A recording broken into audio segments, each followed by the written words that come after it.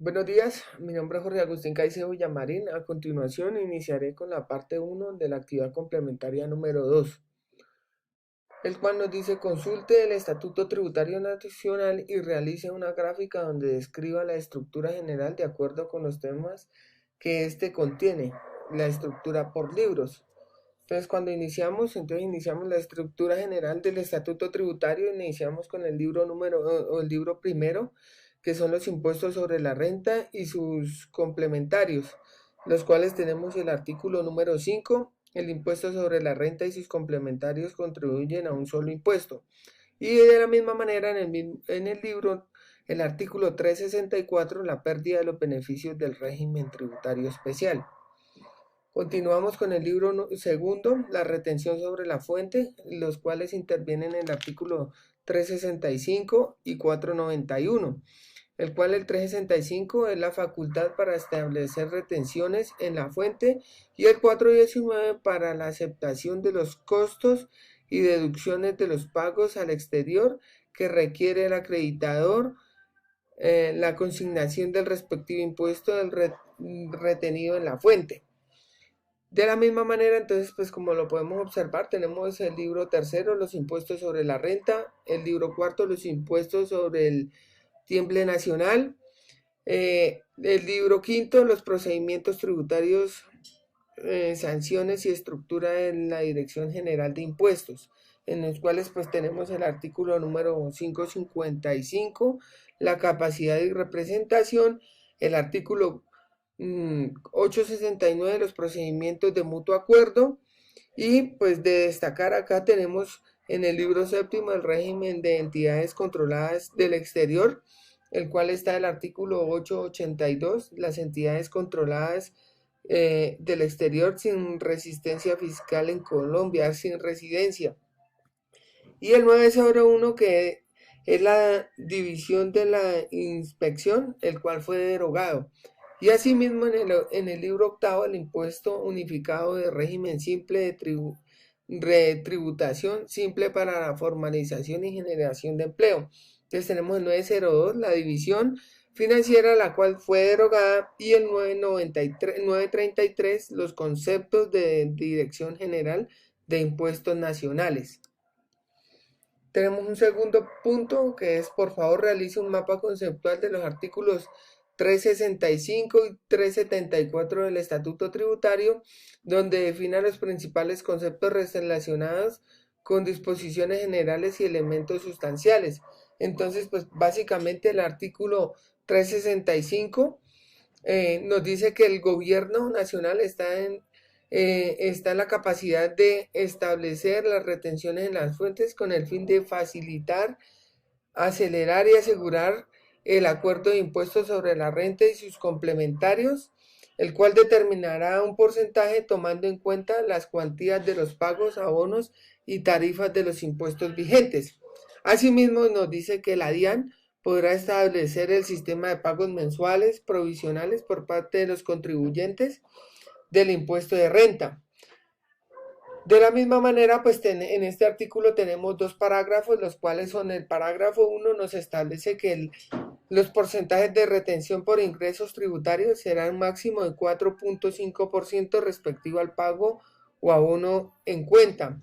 El gobierno nacional podrá establecer los conceptos un porcentaje de retención interior. Y el parágrafo 2, el gobierno nacional establecerá un sistema de auto sobre la renta de los complementarios, el cual no excluye la posibilidad que las autoridades sean sujetas a la retención en la fuente.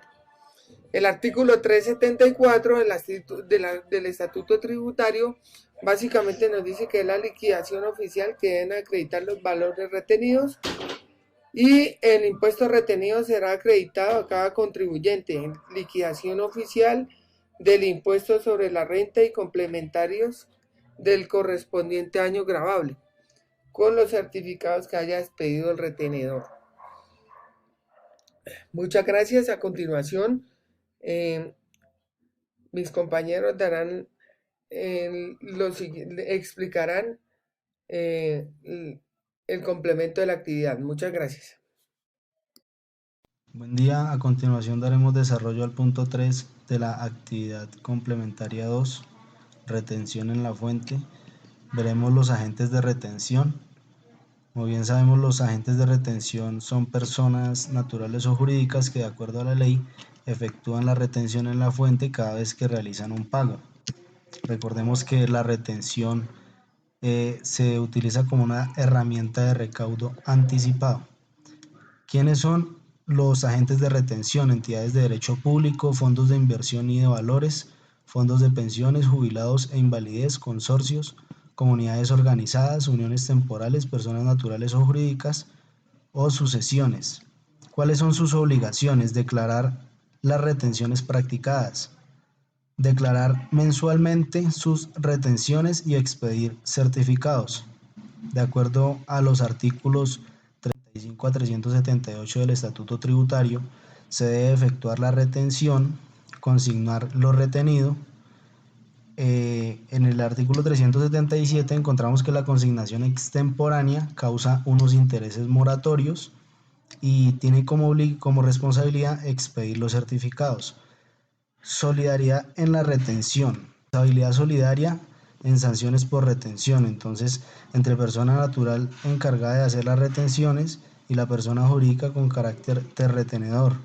Se generan entonces responsabilidades solidarias entre la persona natural encargada de hacer las retenciones y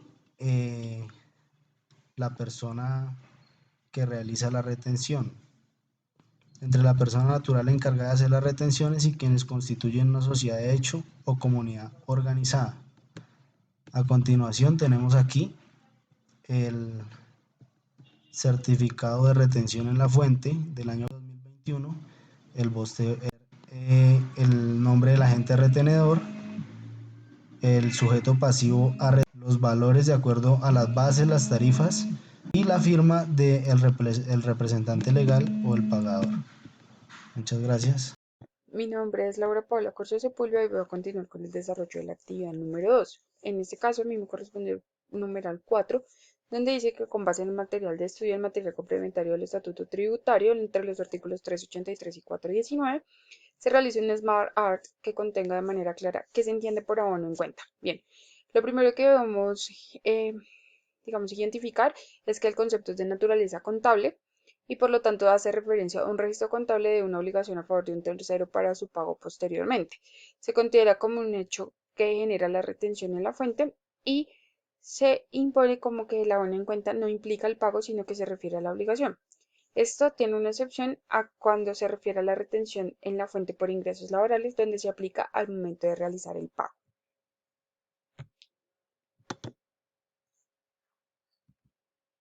Bien, el siguiente punto es que a través de una tabla se esquematice los principales conceptos de la retención en la fuente, base y tarifas.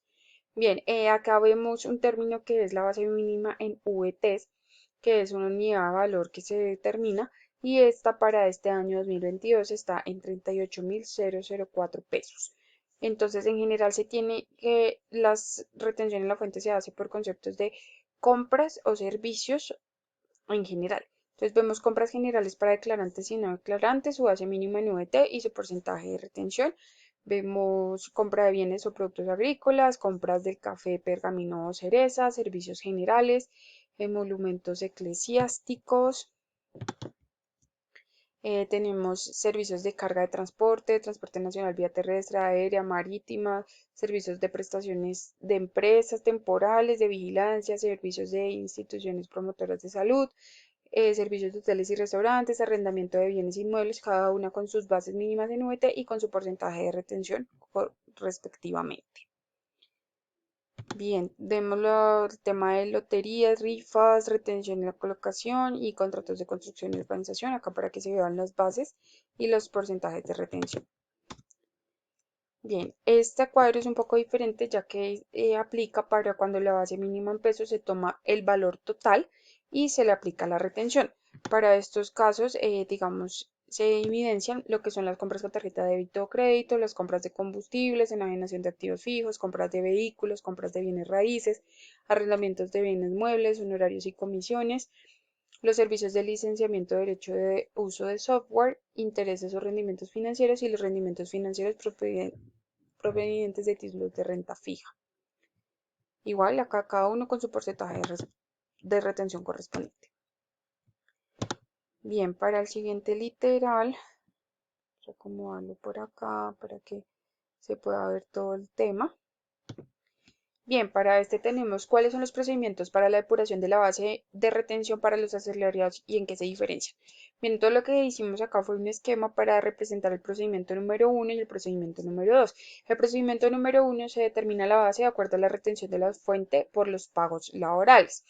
Cada mes se determina un porcentaje de retención aplicable respecto al ingreso laboral gravable y los periodos anteriores no inciden en el cálculo para este. En el procedimiento número 2 tenemos que el valor retenido en el mes es resultado del ingreso gravable de un porcentaje fijo de retención semestral. ¿Qué hacen los retenedores? Deben calcular un porcentaje fijo durante los meses de junio y diciembre que se aplicará durante los siguientes meses vigentes al mes gravable. Y para el cálculo de este se consideran los 12 meses anteriores sin incluir las cesantías y los intereses de estas cesantías y después se aplica la referente a la tabla. Entonces el proceso que se hace es que se toma el valor de la base por dividido en 13 meses y se genera una base fija de porcentaje de retención. Bien. Continuando con el siguiente literal, tenemos cuáles son las deducciones que disminuyen la base de retención en la fuente de salarios.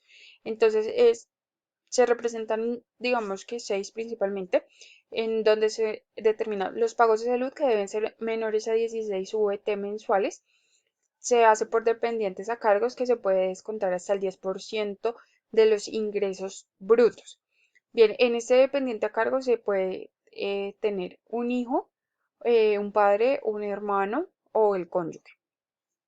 En los intereses pagados por crédito de vivienda que van hasta 100 VT, en los pagos efectuados por seguros de salud, en los pagos efectuados por contratación de medicina prepagada y en el ahorro de fondo de pensiones o cuentas de ahorros en el momento de la construcción. Bien, para este punto se debe tener en cuenta que el máximo porcentaje que se puede disminuir no puede superar el 40% de los ingresos netos y se debe tener en cuenta que la renta exenta corresponde al 25%.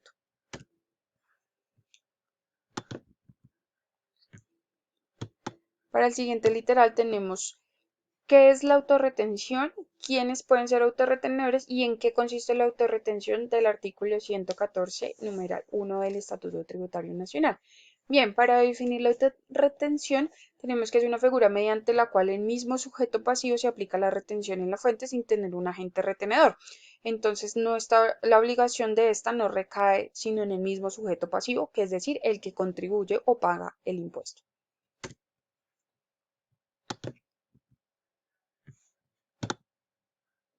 En cuanto a los autorretenedores, se debe tener en cuenta que esto aplica según Resolución 5705 del 5 de agosto del 2019 de la DIAN para personas jurídicas que son autorizadas mediante resolución para actuar como agentes retenedores y deben cumplir ciertos requisitos, como son ser residente del país y tener domicilio jurídico, para persona jurídica, perdón, tener domicilio en el país y ser responsables de impuesto de renta.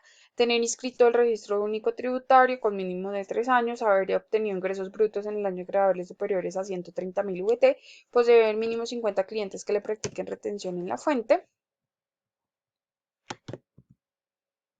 no encontrarse en proceso de liquidación, reestructuración, reorganización o concordato, no haber presentado pérdidas fiscales en los últimos periodos gravables, encontrarse al día en obligaciones tributarias y no estar dentro de las causales de suspensión de autorización para actuar como autorretenedor. Bien, en la instancia de cómo se relaciona el artículo 114-1 con el tema de la autorretención en la renta, vemos que este artículo en sí relaciona lo mencionado con la exoneración de aportes. Esto aplica para las personas, no aplica para las personas naturales que empleen menos de 2 trabajadores y aplica para personas jurídicas que tengan empleados que devenguen menos de 10 salarios mínimos legales vigentes. Entonces, ¿cómo se relaciona? La relación es que las principales características de la liquidación de la autorretención de rentas son que el periodo solo es mensual, que aplica para todos los contribuyentes, que son sociedades nacionales extranjeras o establecimientos permanentes que están exonerados de pago de salud, de SENA, SBF sobre trabajadores que ganan menos de 10 salarios mínimos. Entonces acá vemos la relación. Acá vemos la exoneración de las personas que vengan 10 salarios mínimos, donde se ve el que no están obligados al aporte de parafiscales en el tema del SENA, el ICBF y en algunos de la seguridad social. Entonces vemos esta relación ahí al convertir esta exoneración de los aportes en una característica de la liquidación de la autorretención de renta. Bien, por último,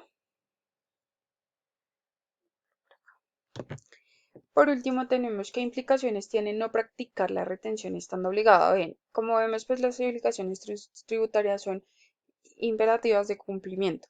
Por lo tanto, no practicarla y estando obligado acarrea ciertas consecuencias.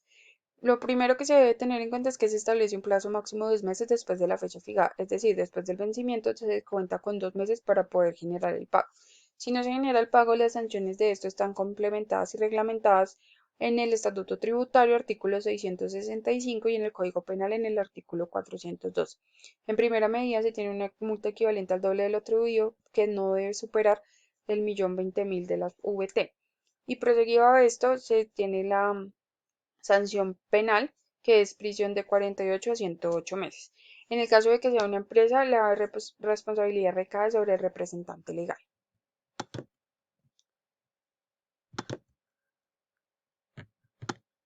Muchas gracias.